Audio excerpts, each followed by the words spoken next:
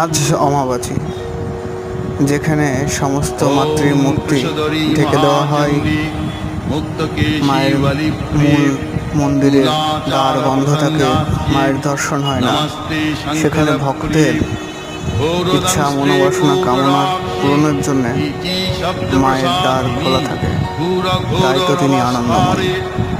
আজ সেই আনন্দময়ী মায়ের সন্ধ্যা আরতি দর্শন করছেন এই পূর্ণ লগ্নে অমাবাসীর। আবার দেখা হবে নতুন ভিডিও নিয়ে, ততক্ষণ অপেক্ষায় থাকুন।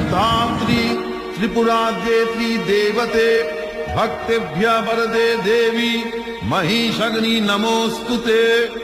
ঘোর বিঘ্ন বিনাশায় কুলাচার সমৃদ্ধয়ে নমামি বরদে দেবী মুন্ডমালা বিভূষণে রক্তধারা সমাকীর্ণে।